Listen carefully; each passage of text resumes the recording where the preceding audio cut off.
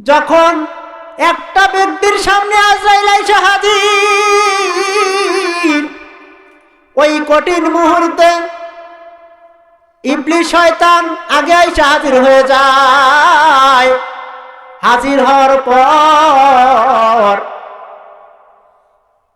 দুনিয়ার মধ্যে যারা নামাজ পড়ে নাই, আল্লাহর হুকুম পালন করে নাই, তাদের সামনে আইসা হাজির হয়ে যাবে রে ভাই। আইসা ওই ইবলিস শয়তান দেখেন কেমন করিয়া ওই আপনাকে আমাকে কেমন করিয়া জাহান্নামী বানাবে।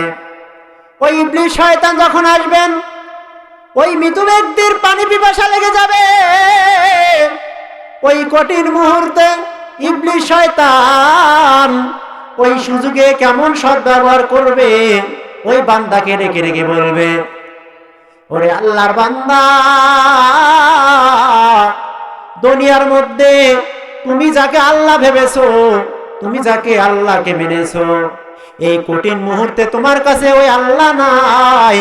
আল্লাহ যদি থাকতো, আল্লাহ বলে যদি দুনিয়ার মধ্যে কিছু থাকতো, তাহলে এই কঠিন মুহূর্তে তোমার পানি পিপাসা লেগেছে, অবশ্যই আল্লাহ তোমাকে ওই পানি দিত। বলেন সুবহানাল্লাহ।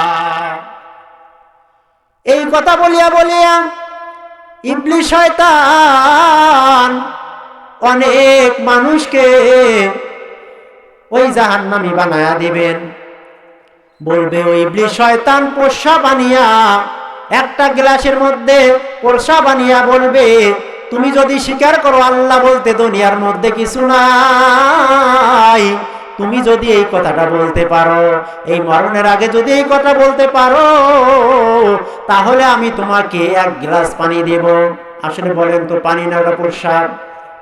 সম্মানিত ভাইরা, যাদের ঈমান দুর্বল, দুনিয়ার মধ্যে যারা ওই আল্লাহর হুকুম পালন করে নাই, যারা ওই নামাজ পড়ে নাই, যারা নবীর সুন্নাহ মানে নাই, তাদেরকে এমন করিয়া, এমন ভাবে বেঈমান বানাইয়া, বেঈমানদার বানাইয়া ওই জাহান্নামে নেবে।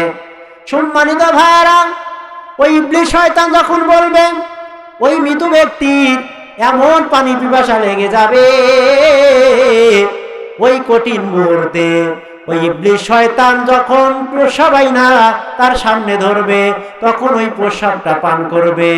পান করার পরে তখন ওই আল্লাহর বান্দা বলবে আল্লাহ বলতে কিছু নাই।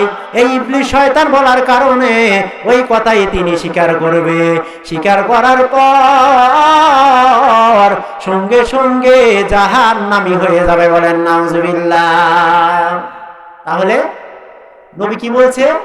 যে অনেক উম্মতকে, আমার উম্মতকে ওই ইবলিস শয়তান পথভ্রষ্ট করিয়া ওই মরণের আগ মুহূর্তে আইসা কি করবে? জাহান্নামী বানায় দেবে এইভাবে।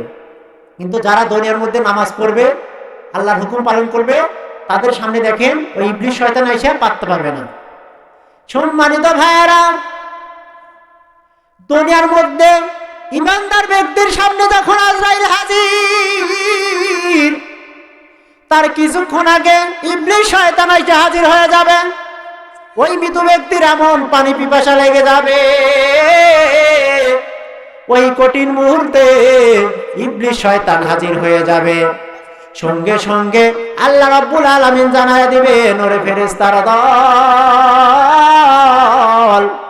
দেখো ইবলিস শয়তান হাজির হয়ে গেছে। ওই দুনিয়ার মধ্যে আমার এই বান্দা আমার এত কষ্ট করিয়া শীতের মধ্যে ওযু কইরা নামাজ পড়েছে, আমার হুকুম আকাম পালন করেছে। যাও যাও ফেরেশতা, তোমার দুইটি কাজ থাকবে। এক নাম্বার কাজ, দেখো ওই মৃত ব্যক্তির সামনে যখন আজরাইল এসে হাজির হয়ে যাবে, ওই আজরাইল আসার পর ওই বান্দা দেখতে পাবে ওই দুনিয়ার মধ্যে যারা আপন ব্যক্তি ছিল তারা কান্না করবে। তখন দেখো ওই বান্দা ভয় পেয়ে যাবে। তোমার দুইটি কাজ থাকবে ফেরেশতা। এক নাম্বার হইল, তুমি তার সামনে যাইয়া প্রথম ওই ঘর থেকে ইবলিস শয়তানকে তাড়াইয়া দেবে। বলেন আল্লাহু আকবার। দুই নাম্বার কাজ হলো, দেখো ওই আমার বান্দা ওই দুনিয়ার মধ্যে যারা আপন ব্যক্তি তারা দেখো কেমন করিয়া কান্না করে, তা দেখিয়া ওই বান্দা ভয় পেয়ে যায়। তুমি যাইয়া ওই বান্দার সামনে, ওই মাথার সামনে বসিয়া কালেমার তানকিল দিবা, বলেন সুবহানাল্লাহ।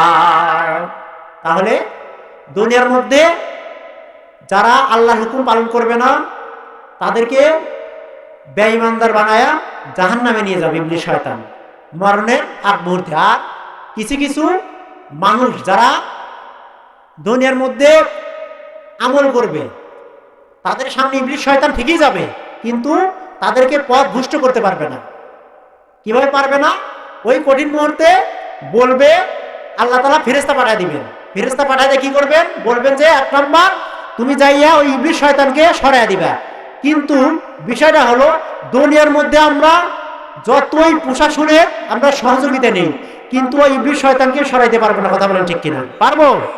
কোনো সময়ের জন্য পারবো না। আমরা যদি পুলিশ থেকে শুরু করে বিজিবি, র্যাব, সকল কিছু যদি আমরা ঘরের চারপাশে যদি আটকায় রাখি, তারপরেও ওই ইবলিস শয়তানকে সরাইতে পারবো না, যদি আল্লাহ তাআলা আমাদেরকে রহম না করে। কথা বলেন ঠিক কিনা? সম্মানিত ভাইরা, ওই কঠিন মুহূর্তে আল্লাহ রাব্বুল আলামিন ফেরেশতা পাঠিয়ে দিবেন, দিয়ে 1 নাম্বার বলবেন যে ওই ইবলিস শয়তানকে সরাইয়া দিবা।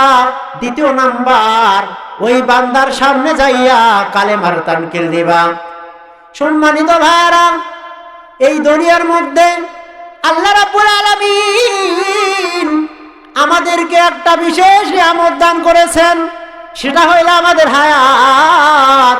এই হায়াতের মাধ্যমে আমাদের অনেক মানুষ ছিল দুনিয়ার মধ্যে আমাদের মতো, তারা ওই অন্ধকার কবরে চলে গেছে মুসলমান। তারা ওই 3.5 হাত মাটির নিচে কি অবস্থায় আছে আমাদের জানা নাই। ওই কবরের ওই যাত্রী আমাদের যেতে হবে। কথা বলেন ঠিক কিনা? ওই 2 দিন আগে হোক পরে হোক ওই অন্ধকার কবরে চলে যেতে হবে। ওই কবর কিন্তু এমপি চিনবে না, মন্ত্রী চিনবে না, ওই ধনী ব্যক্তিকে চিনবে না রে মুসলমান, ওই ফকির ব্যক্তিকে চিনবে না। ওই কবর চিনবে যার আমল ভালো, তার সাথে ভালো আচরণ করবে, আর যার আমল হবে ভালো হবে না তার সাথে কবর খারাপ আচরণ করবে। বলেন নাউজুবিল্লাহ। সম্মানিত ভাইয়েরা, ওই জাহান্নামের আগুন আমরা কেউ কোনো সময়ের জন্য সহ্য করতে পারবো না। ওই দুনিয়ার সাধারণ কষ্ট সহ্য করতে পারি না, ওই দুনিয়ার সাধারণ একটা ছোট পিপিলিকার কামড় সহ্য করতে পারি না রে মুসলমান। ওই কেমন করিয়া ওই জাহান্নামের আগুন সহ্য করব? ওই জাহান্নামী ব্যক্তিদের জন্য আল্লাহ রাব্বুল আলামিন ফেরেশতা দ্বারা 3000 বছর জ্বালাইতে জ্বালাইতে ওই জ্বালাইয়া রাখবে কেমন করিয়া। প্রথম 1000 বছর যখন জ্বালাইবে রে মুসলমান, তখন হয়ে যাবে লাল। আল্লাহ রাব্বুল আলামিন ফেরেশতাদেরকে রেখে রেখে বলবে, ফেরেশতার দল, এই 1000 বছর জ্বালাইয়া শেষ করা যাবে না। ওই জাহান্নামী ব্যক্তিদের জন্য আর 1 বছর জ্বালাও। যখন আর 1000 বছর জ্বালাইবে তখন হয়ে যাবে আগুন সাদা। তারপরে আবার ডেকে রেখে বলবে, ফেরেশতার দল, আমার মন মতো হয় নাই, আরো জ্বালাইতে থাকো, আড়াইতে জ্বালাইতে থাকো। তখন যখন আবার আর 1000 বছর জ্বালাইবে তখন হয়ে যাবে ভয়ানক কালো। তাহলে একটু ভেবে নেন, দুনিয়ার আগুন 70 ভাগের 1 ভাগ দুনিয়ার মধ্যে আগুন দিয়েছেন, এই আগুন আমরা সহ্য করতে পারি না। ওই কঠিন জাহান্নামের ওই কালো আগুন আপনা আমি কোনো সময়ের জন্য সহ্য করতে পারবো না। কথা বলেন ঠিক কিনা? সহ্য করতে পারবো? কোনো সময়ের জন্য সহ্য করতে পারবো না।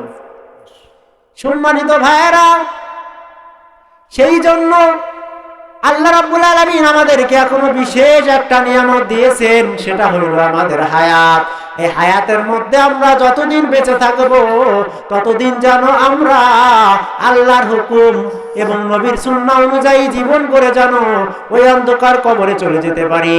আল্লাহ রাব্বুল আলামিন আপনাকে আমাকে যেন তৌফিক দান করেন। সকলে বলি আল্লাহুম্মা আমিন।